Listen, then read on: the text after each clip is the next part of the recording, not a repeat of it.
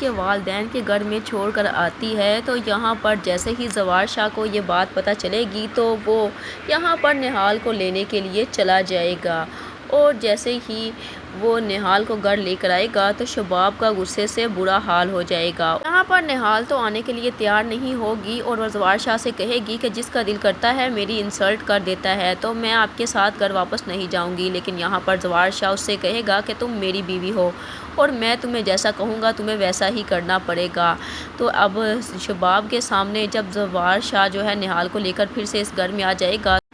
تو ایس شباب کو تو یقین ہی نہیں آ رہا ہوتا۔ اب یہاں پر زوار شاہ جو ہے وہ نہال کو ڈنر پر لے کر جائے گا اور زوار شاہ جو ہے وہ نہال کو کہے گا کہ اچھا سا تیار ہو کر تم باہر آ جاؤ۔ جیسے ہی نہال یہاں پر تیار ہو کر باہر آئے گی تو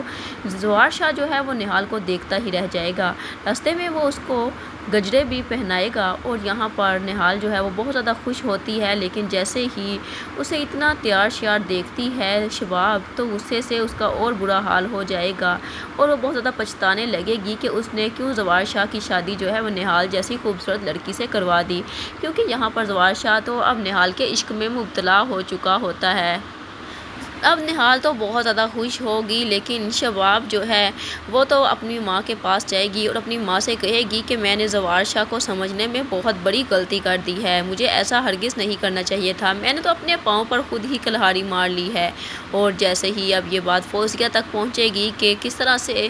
زوار شاہ جو ہے وہ یہاں پر نہال کو اس کا حق دے رہا ہے تو وہ تو اور بھی زیادہ خوش ہوں گی، کیونکہ وہ چاہتی ہیں کہ شباب جو ہے اس کا غرور خاک میں مل جائے، اور ایسے ہی اب اس کا غرور خاک میں ملے گا۔ وہ دونوں بہنیں آپس میں باتیں کر رہی ہوتی ہیں کہ بہت ناز تھا نا اس کو اپنی خوبصورتی پر کہ زوار شاہ اس کا ہی ہے، تو اب دیکھو کیسے زوار شاہ جو ہے وہ نہال کے آگے پیچھے گھومتا پھر رہا ہے۔